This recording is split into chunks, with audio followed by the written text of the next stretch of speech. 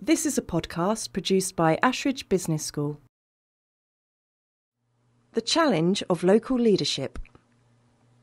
Leadership within organisations, especially those delivering key public services at the local level, has never been more important. But growing demands are leading to even greater challenges.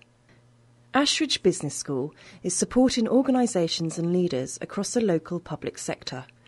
Here, one local leader discusses what they have learned about leadership, the challenges of change, and prospects for the future. My name's John Cross. I'm the Chief Executive of Bedford Pilgrims Housing Association, and I joined us in 1995, so it's 14 years this year. Yeah, leadership.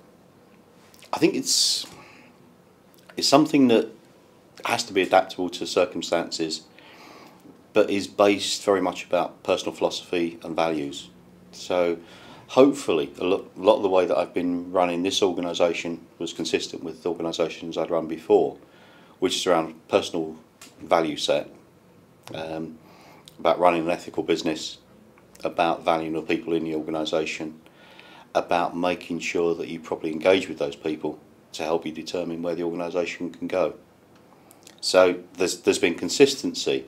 I think along the way it's about learning how some of those things operate at an organisational level, and how to do things better and how not to do things at all, and avoid the pitfalls and the cock-ups and all the things that you can potentially do by saying things in the wrong way. So hopefully over time I've learned some of that through trial and error. It's about listening to how other people have done it in other organisations. Unfortunately, fortunate? I've never had many bosses. All the places I've worked, I've either been chief executive or deputy chief executive, or worked in a sort of workers' collective. So it's about picking up experiences from other people who are generally working with me or have been direct reports to me. So it's been an interesting period for me, because I haven't had that sort of direct experience of having a good or a bad boss very often.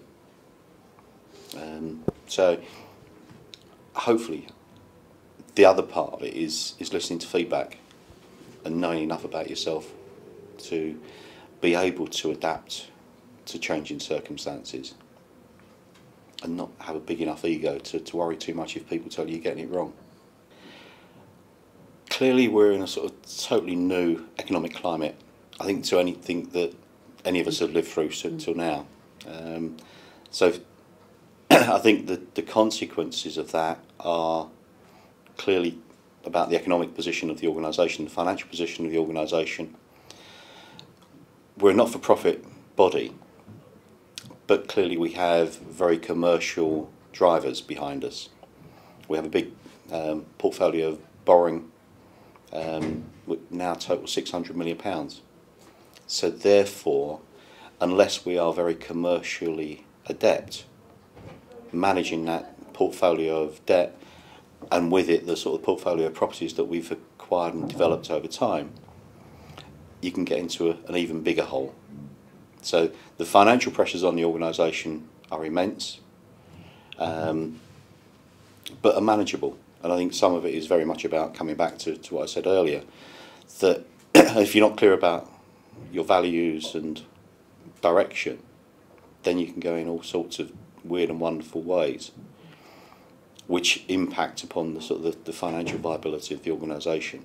So we've been trying to keep very close to what we think are the important components of the business, which is socially driven, socially motivated, but has to be very commercial.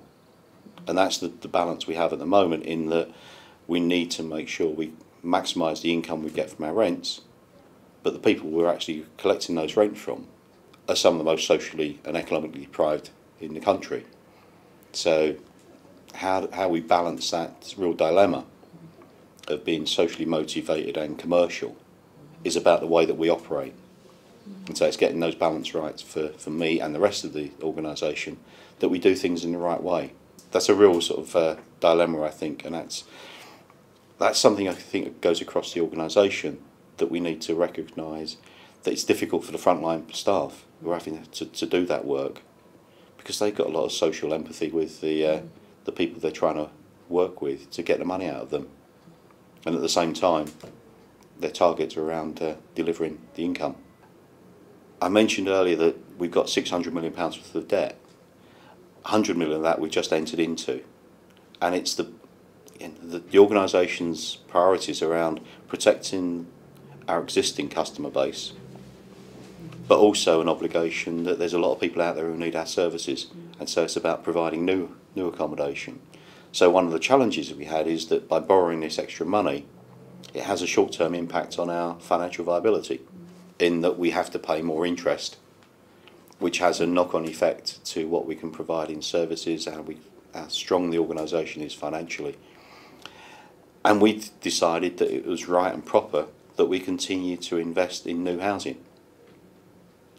That has other pressures across the organisation and what we can then spend on services to existing customers.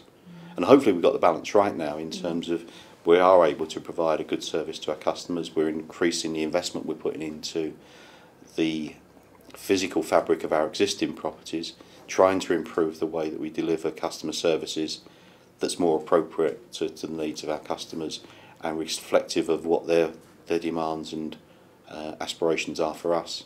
But at the same time also investing heavily in a lot of new housing and making sure those things actually add up and we have the right resources, both in terms of cash but more importantly in people.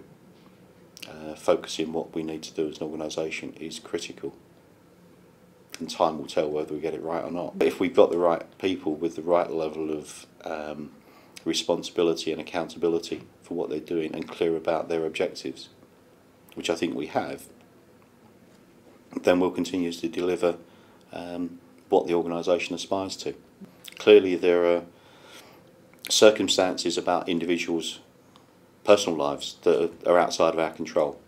The bit that is in our control is about making sure that their working environment here is as good as it can be and they're properly rewarded for the jobs they're doing. I think the bits that go with that are that as a good employer we need to make sure that we're alert enough to spot if things are difficult for people and if it's impacting upon their ability to do their job. That's why we have a very competent set of managers whose job should be about sort of spotting some of that, and a good support team within our HR team about how we can put in place mechanisms to help individuals as best we can without compromising our professional approach to circumstances as they apply across the organisation. Because some of our services are contracted and we've not won all the contracts that we've had in place, we've lost some people to other organisations and we're going through some of that at the moment. But again, part of it is if we're not being a good employer, those individuals will suffer a lot more stress. Hopefully we deal with people properly and are able to enable them to transfer if they are to leave the organisation to another organisation in the best way possible and continue delivering good services while that happens.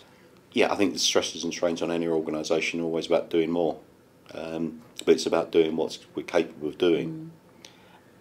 And as an organisation, I think we can overstretch ourselves very easily. So for me and the senior team, it's about trying to sort of make sure that we focus attention. We don't get over-ambitious in what we're trying to achieve, but are stretching ourselves at the same time, that we are able to deliver what our corporate priorities are.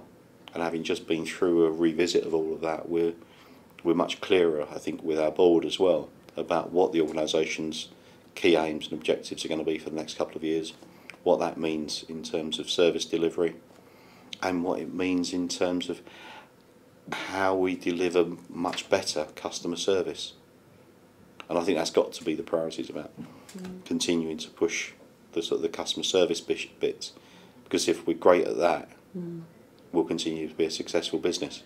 Across the organisation, the bits that I think are about the strength and hope is that we're able to deal with crises as they happen and come out the other end of it successfully. So track record is one of them. I think it's very much about being true to the organisation's values and beliefs and sticking to those regardless of what's happening outside. So that there's a consistency of direction and behaviour, which probably as much as anything else is important at this time. And that we deal with people fairly and honestly.